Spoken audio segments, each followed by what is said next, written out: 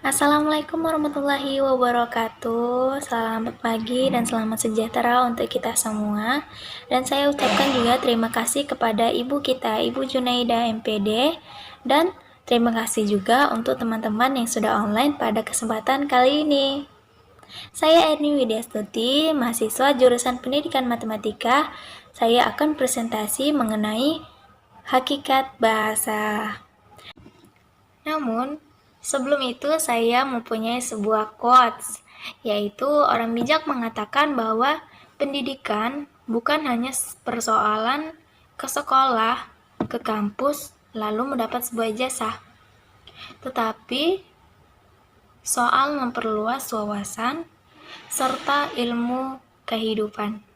Dan pada saat pagi hari ini saya akan presentasi, akan sharing kepada teman-teman, mudah-mudahan bisa menambah wawasan untuk pagi hari ini.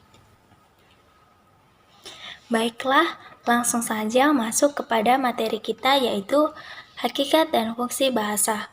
Yang pertama yang perlu kita ketahui yaitu apa sih bahasa itu? Yaitu semua ujaran yang dihasilkan oleh alat ucap manusia dan memiliki makna.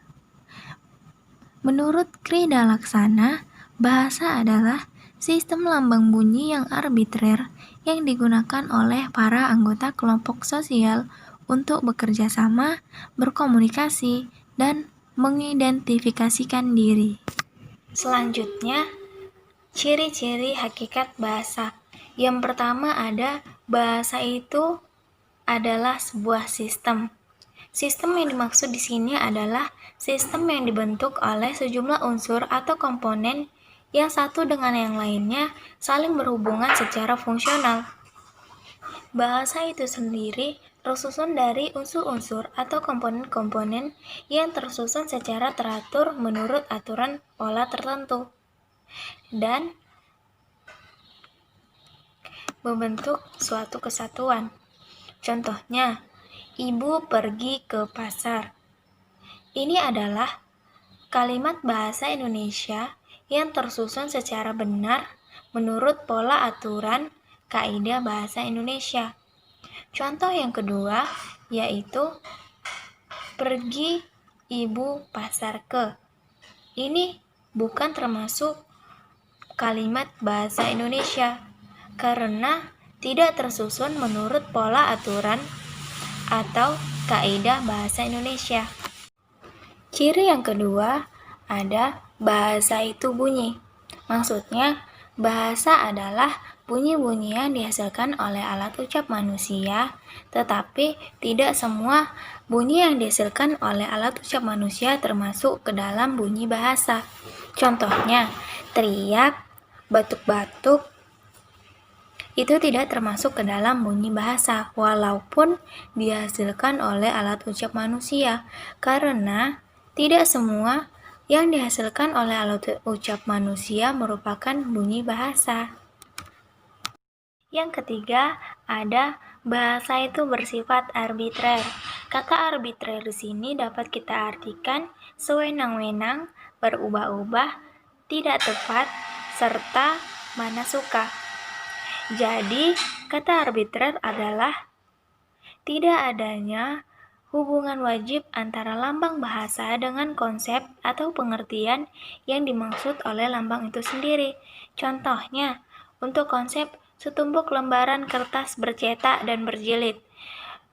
Dalam bahasa Indonesia, ini disebut sebagai buku dan kitab. Yang keempat, bahasa bersifat konvensional.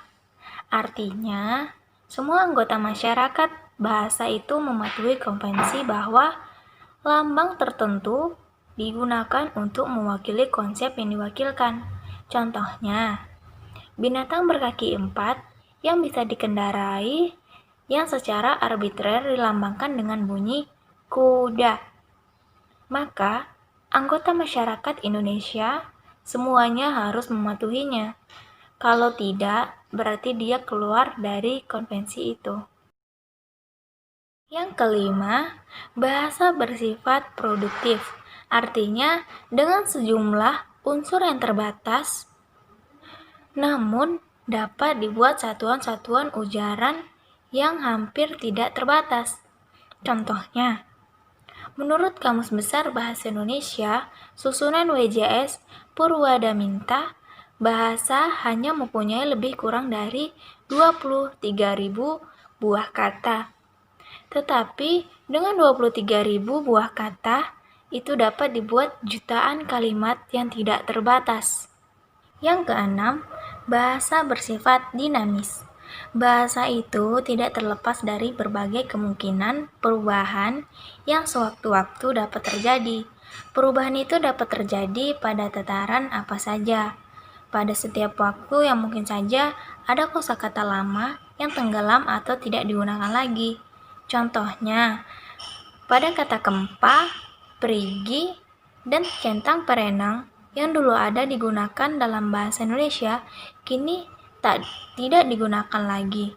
Sebaliknya, pada kata risai, kolusi, dan ulang-alik yang dulu tidak dikenal, kini sudah dapat digunakan.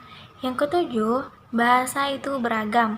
Maksudnya di sini bahasa itu beragam karena bahasa itu digunakan oleh penutur yang heterogen, yang mempunyai latar belakang sosial dan kebiasaan yang berbeda.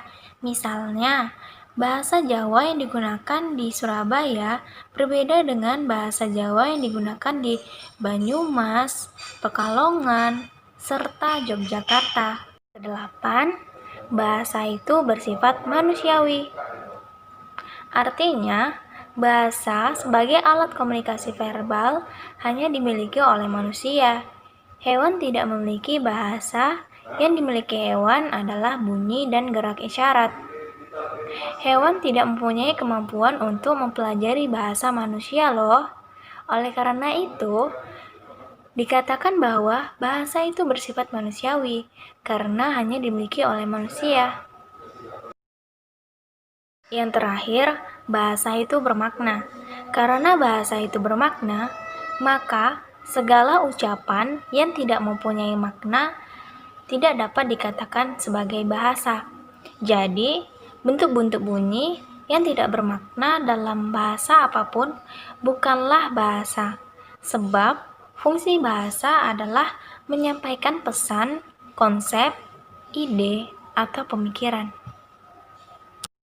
Selanjutnya, sifat-sifat bahasa. Yang pertama ada sistematik, yang kedua ada manusiawi, yang ketiga manasuka, dan yang keempat ujar, serta yang kelima komunikatif. Yang pertama ada sistematik.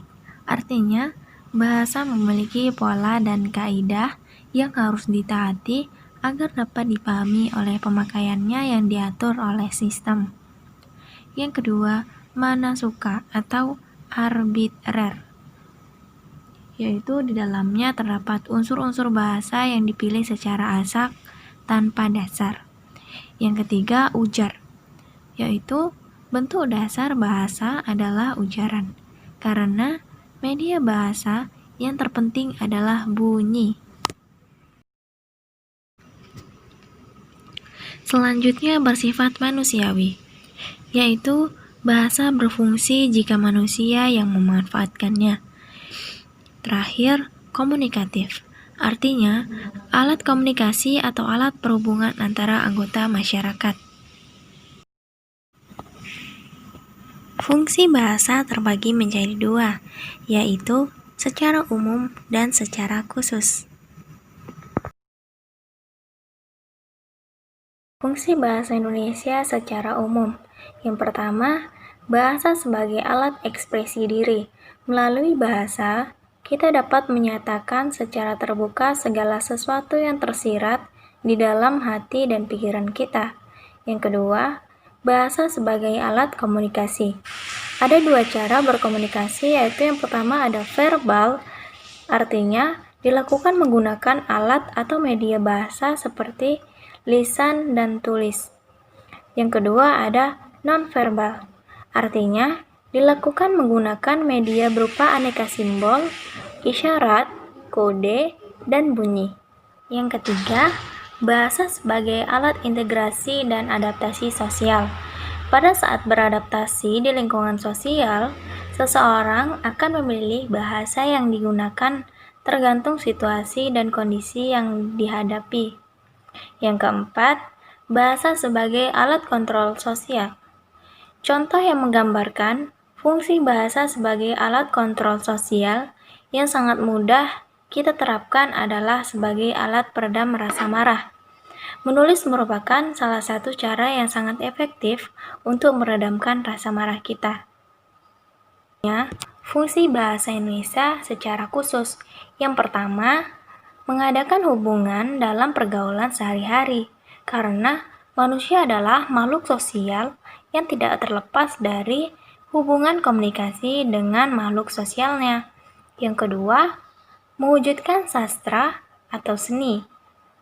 Maksudnya, bahasa yang dipakai untuk mengungkapkan perasaan melalui media seni seperti syair, puisi, prosa, dan lain-lain. Terkadang bahasa yang digunakan yang memiliki makna denotasi atau makna yang tersirat. Dalam hal ini, diperlukan pemahaman yang mendalam agar mengetahui makna yang ingin disampaikan. Yang ketiga, mempelajari bahasa-bahasa kuno. Dengan mempelajari bahasa-bahasa kuno, kita dapat mengetahui peristiwa atau kejadian di masa lampau untuk mengantisipasi kejadian yang mungkin atau dapat terjadi kembali di masa yang akan datang, atau hanya sekedar mengetahui rasa keingintahuan tentang suatu hal, misalnya untuk mengetahui asal-muasal dari suatu budaya yang dapat kita telusuri melalui naskah kuno atau penemuan prasasti-prasasti. Selanjutnya yang keempat, mengeksploitasi iptek. Dengan jiwa dan sifat keingintahuan yang dimiliki manusia, serta akal dan pikiran yang sudah diberikan Tuhan kepada manusia, maka manusia akan selalu mengembangkan berbagai hal yang mencapai kehidupan yang lebih baik. Pengetahuan yang dimiliki oleh manusia akan selalu didokumentasikan oleh manusia lainnya. Selanjutnya, fungsi khusus bahasa Indonesia sebagai bahasa nasional sesuai kepentingan bangsa Indonesia, yaitu di sini ada yang pertama, bahasa resmi kenegaraan, yang kedua, bahasa pengantar dalam dunia pendidikan, yang ketiga, bahasa resmi untuk kepentingan perencanaan dan pelaksanaan pembangunan nasional serta kepentingan pemerintah, yang keempat, alat pengembangan kebudayaan, ilmu pengetahuan, dan teknologi.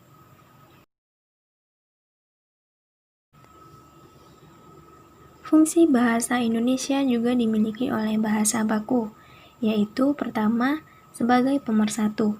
Maksudnya, sebagai pemersatu itu mempersatukan suku bangsa yang berlatar budaya dan bahasa yang berbeda-beda.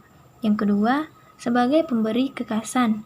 Artinya, bahasa baku yang membedakan bahasa itu dengan bahasa yang lain. Yang ketiga, penambah kewibawaan. Maksudnya, penggunaan bahasa baku akan menambah kewibawaan atau prestise. Yang keempat, kerangka acuan. Maksudnya, bahasa baku merupakan kerangka acuan pemakaian bahasa. Demikian presentasi saya kali ini. Semoga apa yang saya sampaikan dapat bermanfaat bagi kita semua. Jika ada kekurangan atau kesalahan kata, saya mohon maaf. Akhirul kalam, wabillahi taufiq wal hidayah. Wassalamualaikum warahmatullahi wabarakatuh.